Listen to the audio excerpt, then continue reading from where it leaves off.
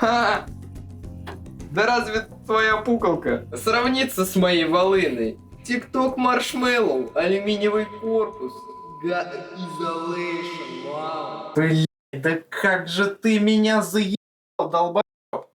Keychron Q9. К сожалению, я взял эту клавиатуру с рук и не могу полностью рассказать о том, какой у нее комплект. Поэтому этот пункт мы опустим. В первую очередь, вижу необходимым рассказать о том, какой именно маунт в этой клавиатуре. А это Isolation маунт на пороновых проставках. У него есть некоторый недостаток с точки зрения центровки платы и стального плейта, так как этот сэндвич, ну прям немножко болтается.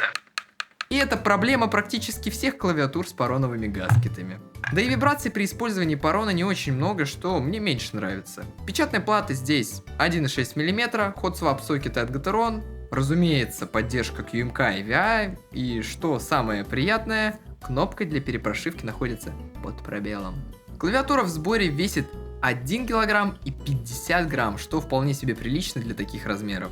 Это, пожалуй, лучший лейаут, который я когда-либо использовал. По нескольким причинам. Во-первых, в этой 40-качке не урезаны модификаторы, что на мой взгляд плюс, так как можно поставить практически любой сет кейкапов. Лейаут имеет полную поддержку ввода кириллицы, что для меня является необычайно важным для комфорта при использовании. Раньше я хотел Lux L50, который также имел такую поддержку, но, к сожалению, по деньгам не сложилось. В любом случае, что Q9, что Lux, это одно и то же. И там пинг, и там пинг. Ну, вы понимаете, это клавиатура, которая у кого-то щелкает, у кого-то не щелкает.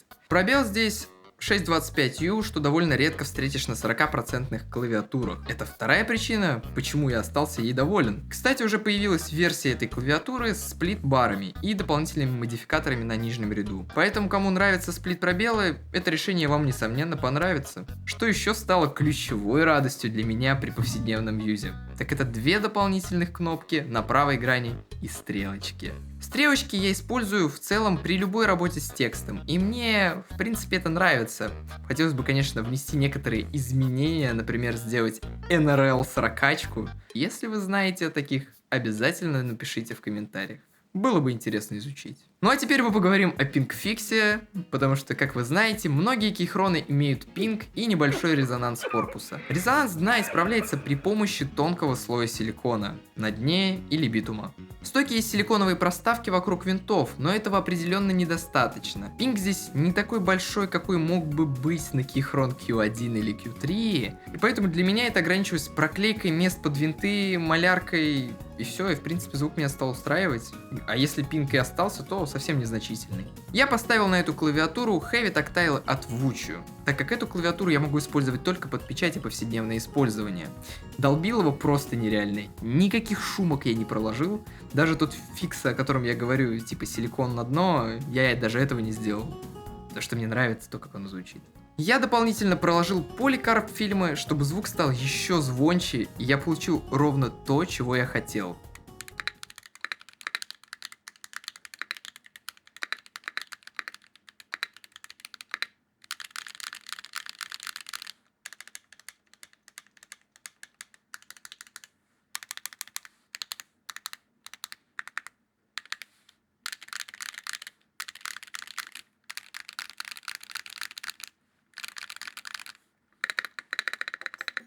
Капы я снял с QK65, который приехал мне в прибилде. К сожалению, не хватило двух подходящих по профилю капов, но меня все устраивает, так как они отлично подошли к прекрасному цвету клавиатуры. Глянцевый пробел и пару белых капов. Это сет от Fancy Labs с закосом под PBT Fans Clean Blue, что, конечно, не очень хорошо, но они были у меня на руках и достались мне тупо в комплекте. В целом, я остался доволен качеством кейкапов от этого производителя. Все альфа и моды максимально ровные и шершавые на ощупь. Цены также не кусаются, и можно запросто найти неклонированный сет с новелками, если не кому-то нравится.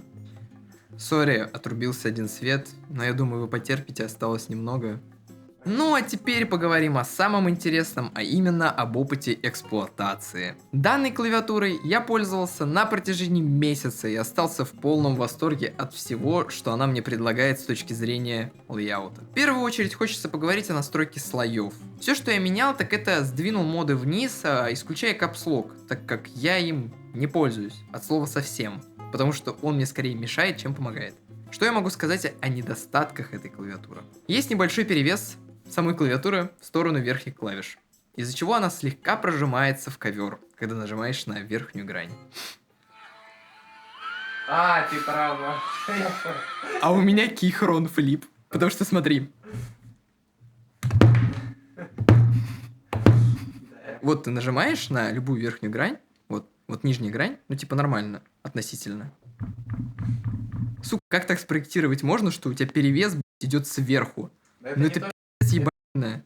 Я использовал QK и свою акрилячку для игр, но Q9 стала чисто рабочим решением. Благодаря ее размерам большая часть рабочего пространства стола оказалась практически полностью свободной. И я мог без проблем мазать переключатели или пересобирать другие клавиатуры, которые у меня есть. При этом, имея возможность завалить весь стол клавиатурным и не искать место, куда положить что-либо. Я целый месяц писал на этой клавиатуре сценарии, закрывал различные задания по вузовским предметам и в принципе ощущал себя максимально комфортно при работе за ней. Набор цифр оставался для меня бесшовным, и я не чувствовал себя в чем-то урезанным. Единственное, что стало моей болью при печати на этой клавиатуре, так это набор символов, который я не знаю наизусть. Поэтому я сделал макрос для быстрой смены языка, который позволил мне более удобно набирать символы. В итоге хочу сказать, 40% клавиатуры далеко не для всех. И лично я вряд ли смогу полноценно пересесть на более стандартизированные 40% клавиатуры, потому что по сути это 45.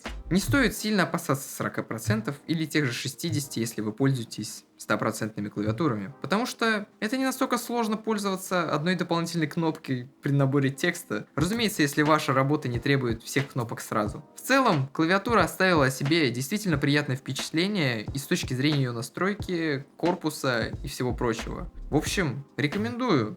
Инструмент интересный. А вы подписывайтесь на канал и хорошего вам настроения.